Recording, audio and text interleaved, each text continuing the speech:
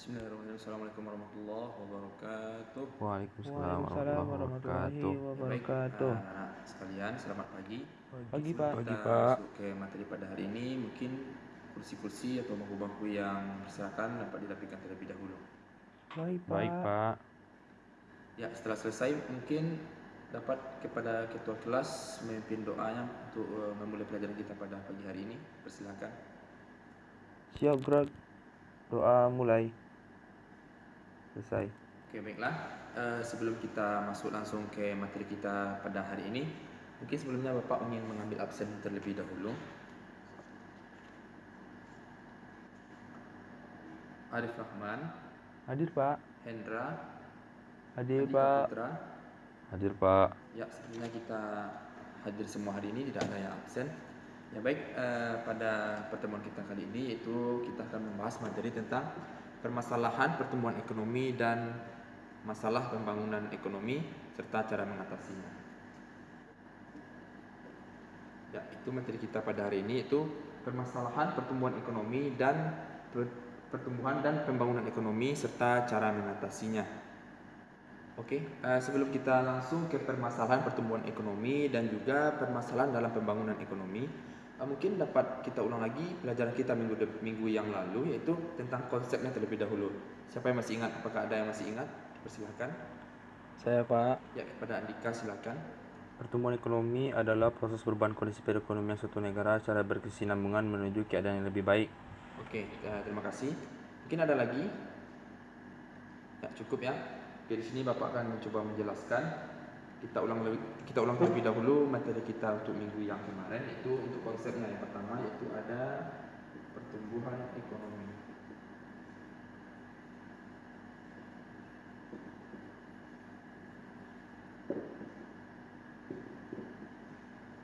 Ya baik, yang pertama itu ada kita pertumbuhan ekonomi. Apa itu pertumbuhan ekonomi? Jadi pertumbuhan ekonomi itu merupakan perkembangan kegiatan dalam perekonomian yang menyebabkan barang dan jasa yang diproduksi dalam masyarakat bertambah atau meningkat dalam jangka yang panjang. Jadi itu merupakan pengertian dari pertumbuhan ekonomi. Dan juga dalam pertumbuhan ekonomi ini juga dapat dikatakan yaitu kenaikan GNP atau GDP, ataupun pendapatan nasional, ataupun produksi nasional, ataupun output nasional, atau pendapatan per kapita dengan tidak disertai adanya perubahan hal-hal yang lain. Nah, itu merupakan pengertian dari pertumbuhan ekonomi. Dan selanjutnya itu kita akan membahas tentang pengertian pembangunan ekonomi terlebih dahulu. Kita bahas pengertian dulu sebelum kita masuk ke masalah-masalah yang terjadi pada pertumbuhan ekonomi dan juga pembangunan ekonomi. Nah, selanjutnya ada pembangunan ekonomi. Ada yang masih ingat? Silahkan. Tidak ada. Ya, mungkin tidak ada ya. Mungkin Bapak akan mencoba menjelaskan kembali apa itu pembangunan ekonomi. Jadi pembangunan ekonomi ini merupakan pertumbuhan dari ekonomi, akan tetapi dalam pertumbuhan ini juga diikuti oleh perubahan-perubahan struktur pada struktur ekonomi. Baik, perubahan tersebut dapat diakibatkan dengan sesuatu penanaman modal seperti penanaman modal, seperti peningkatan keterampilan atau penambahan kemampuan berorganisasi dan juga manajemen. Nah, itu jadi yang membedakan antara pertumbuhan ekonomi dengan pembangunan ekonomi ini, kalau pertumbuhan ekonomi itu meningkatkan perekonomian dengan tidak meningkatkan hal-hal yang lain. Akan tetapi berbeda dengan pembangunan ekonomi. Kalau pembangunan ekonomi itu pertumbuhan ekonomi dan juga disertai oleh perubahan-perubahan dalam struktur ekonomi tersebut. Nah, apakah sampai di sini dapat dipahami? Pak. Ya, baik. Nah, itu merupakan sedikit pengulangan materi kita untuk minggu yang lalu. Mungkin segera langsung saja masuk ke materi kita hari ini, itu tentang permasalahan dari pertumbuhan ekonomi dan juga permasalahan dari pembangunan ekonomi dan juga cara mengatasinya. Baik, bisa Bapak hapus terlebih dahulu. Ya, Ya, Pak. Pak.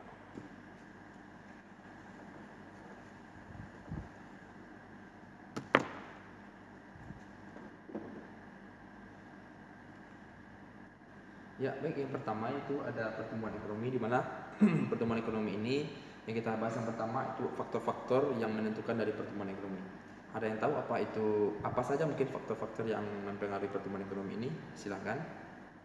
Saya Pak. Ya, kepada saudara. Silakan. Tanah dan kekayaan alam. Ya, tanah dan kekayaan alam. Bagus. Ada lagi? Barang-barang modal dan juga teknologi. Ya, barang-barang modal dan juga teknologi. Masih ada? Cukup, Pak. Bapak rasa cukup ya. Mungkin Bapak akan mencoba menambahkan dari beberapa faktor yang menentukan dari pertumbuhan ekonomi ini. Itu yang disebut teman tadi, ya betul, itu ada tanah dan juga kekayaan alam. Yang kedua itu ada juga tadi yang menyebutkan apa? Barang-barang modal dan juga teknologi. Dan selanjutnya itu ada jumlah dan mutu penduduk dan tenaga kerja. Ada juga manajemen, ada juga kewirausahaan atau entrepreneurship.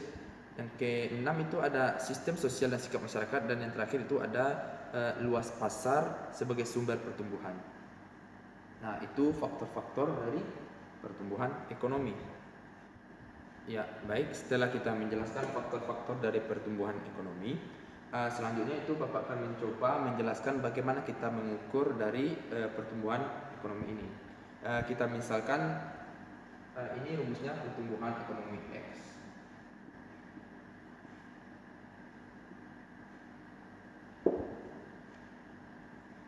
Oke, baiklah. Dapat kita lihat pada papan tulis di mana rumus dari pertumbuhan ekonomi ini, yaitu kita contohkan pertumbuhan ekonomi pada tahun X, dan juga mana pada tahun X ini yaitu delta GNP per GNPTO dikali 100%. Oke. Dan juga Bapak akan mencoba menjelaskan apa itu delta GNP dan juga apa itu GNPTO. Jadi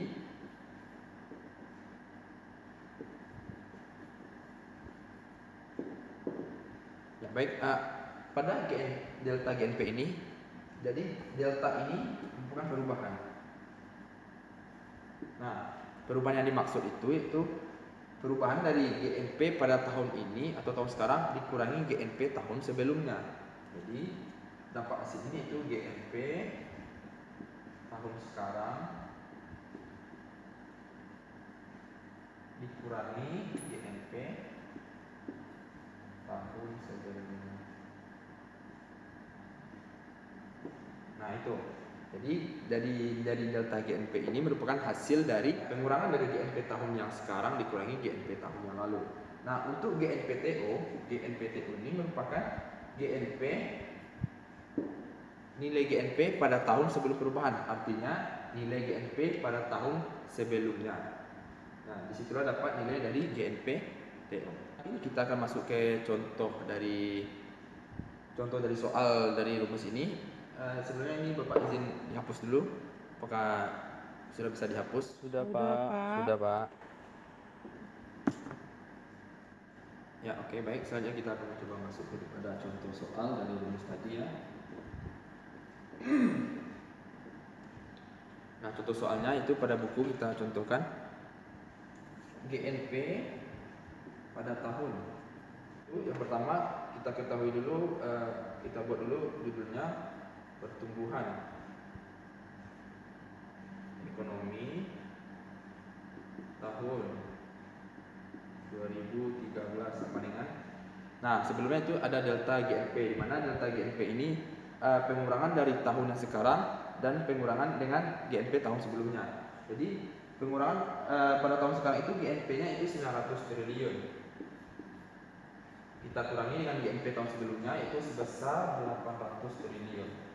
Per GNPTO, di mana GNPTO ini merupakan GNP pada tahun sebelumnya, yaitu sebesar 800 dikali 100%. Maka ini dapat langsung kita ketahui hasilnya, yaitu sebesar 12,5%. Nah, jadi begitulah cara kita menghitung pertumbuhan ekonomi pada tahun tertentu. Ya, apakah untuk materi dari pertumbuhan ekonomi sudah dapat dipahami? Sudah, Pak. Ya. Mungkin langsung saja kita masuk ke materi selanjutnya ya, yaitu tentang pembangunan ekonomi.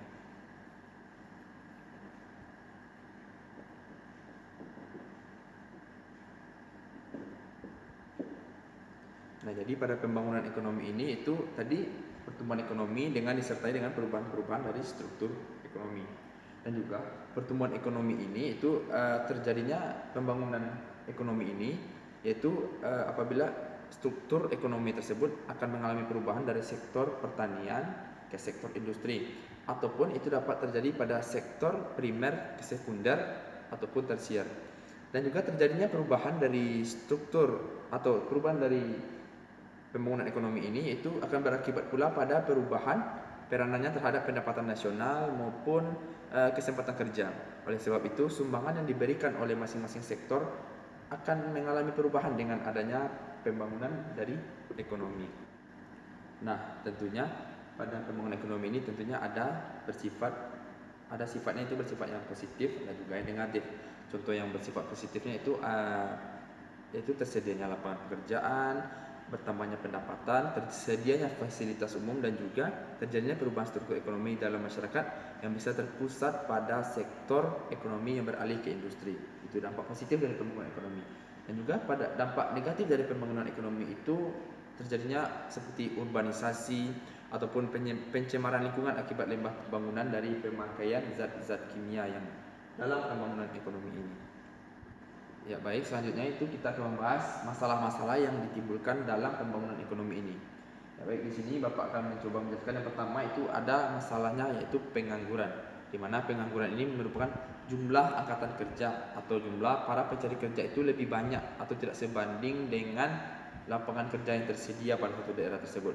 Dan juga pengangguran ini seringkali menjadi musuh atau menjadi masalah dalam perekonomian. Karena dengan adanya pengangguran ini tentunya produktivitas serta pendapatan dari masyarakat itu akan berkurang, sehingga hal tersebut akan mengakibatkan timbulnya kemiskinan dan juga masalah-masalah sosial lainnya.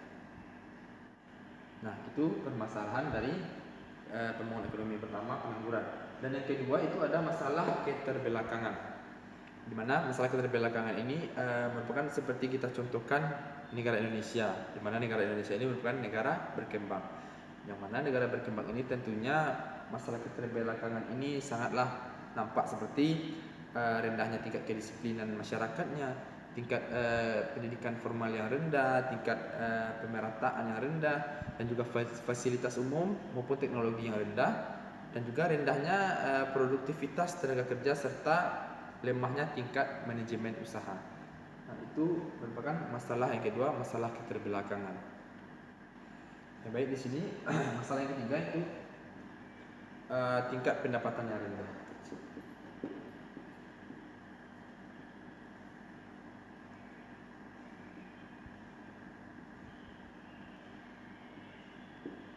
Nah, baik, di mana pada tingkat pendapatan yang rendah ini akan berakibatkan pada penduduk tidak mampu memenuhi kebutuhan sehari-harinya dan juga sulit untuk memenuhi kesejahteraan kehidupan sehari-hari penduduk tersebut.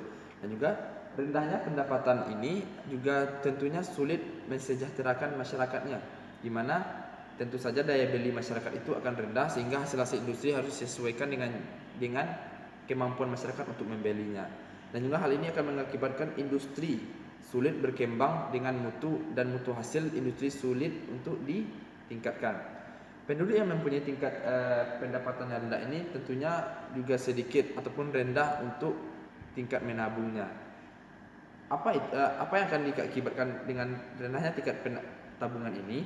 Yaitu tentunya bila kemampuan menabung rendah, maka pembentukan modal serta dalam pembentukan modal tersebut akan menjadi lambat sehingga jalannya pembangunan menjadi tidak lancar. Nah, itu merupakan masalah-masalah dari pembangunan ekonomi yang ketiga. Nah, selanjutnya yang keempat itu masalah kekurangan modal.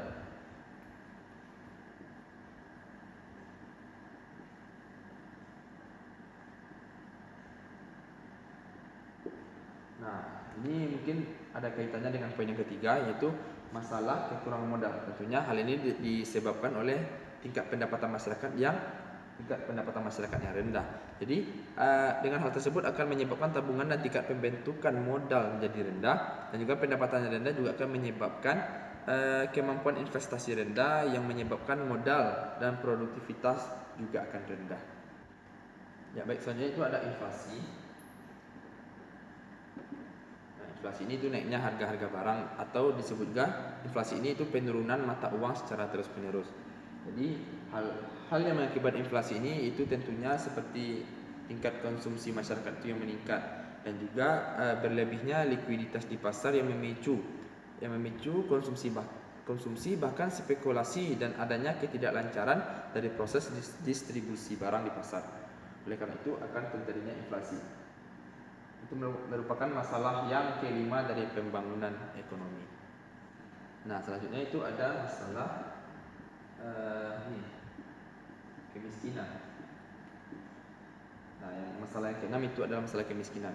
Jadi masalah kemiskinan ini merupakan masalah yang global yang kita ketahui, di mana masalah kemiskinan ini itu masalah di mana terjadinya ketidakmampuan untuk memenuhi kebutuhan dasar seperti makan, minum, pakaian, tempat tinggal, dan juga pendidikan serta kesehatan. Maka tentunya hal ini akan memicu masalah dalam pembangunan ekonomi.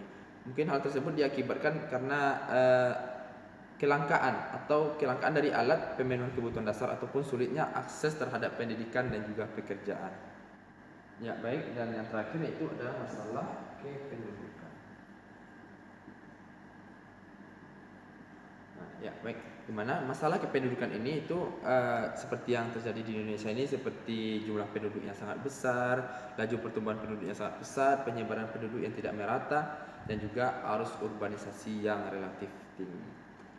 Baik, mungkin itu masalah-masalah dari pembangunan ekonomi. Di sini kita bahas ada 7. Yang pertama ada pengangguran, yang kedua ada masalah keterbelakangan, yang ketiga ada tingkat pendapatan yang rendah, yang keempat ada masalah kekurangan modal, yang kelima ada inflasi, dan yang keenam ada kemiskinan, dan yang terakhir ada masalah kependudukan. Nah, baik, yang terakhir kita akan membahas bagaimana cara mengatasi dari masalah pertumbuhan dan juga pembangunan ekonomi ini. Baik, ini mungkin bisa Bapak hapus terlebih dahulu.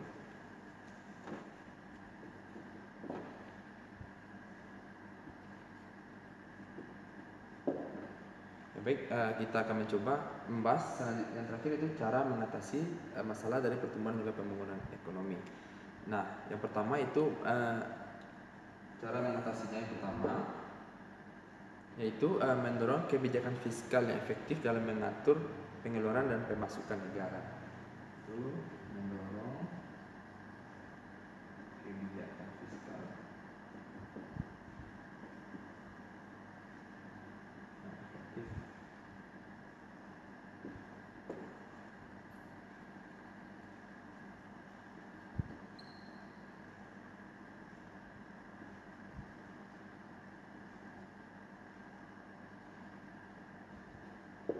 Ini yang pertama itu mendorong kebijakan fiskal yang efektif dalam mengatur pemasukan dan juga pengeluaran negara. Dan yang kedua itu ada meningkatkan usaha kecil menengah yang berpotensi. Yaitu meningkatkan usaha kecil menengah atau UKM yang berpotensi.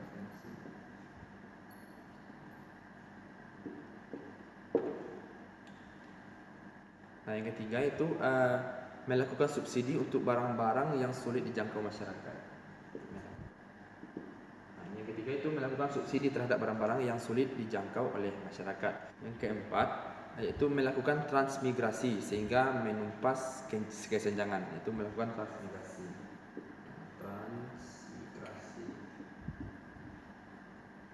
Nah, hal ini itu bertujuan untuk menumpas kesenjangan. Dan yang kelima yaitu meningkatkan produksi dalam negeri dan juga menekan laju impor. Meningkatkan produksi dalam negeri,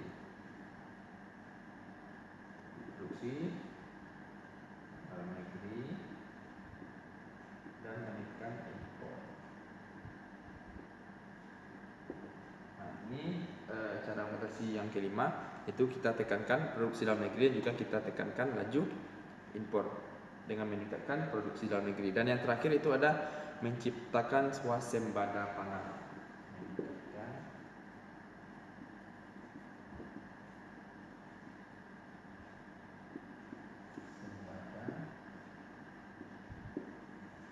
Itu meningkatkan swasembada pangan. Nah, baik, inilah cara-cara mengatasi dari permasalahan pertumbuhan ekonomi dan juga pembangunan ekonomi. Mungkin sampai sini dapat dipahami. Mungkin ada yang bertanya, Bapak persilahkan. sepertinya tidak ada yang bertanya. Mungkin pada pertemuan kali ini kita cukupkan sampai di sini. Apakah materi-materi yang Bapak sampaikan tadi dapat dipahami dan jelas? Jelas, Pak. Oke. Baiklah, mungkin kita akhiri saja pertemuan kita pada hari ini. Semoga kita dipertemukan lagi untuk pertemuan selanjutnya dan juga diberi kesehatan oleh Allah Subhanahu wa taala. Amin ya rabbal alamin. Demikian dari Bapak. Assalamualaikum warahmatullahi wabarakatuh. Waalaikumsalam warahmatullahi wabarakatuh.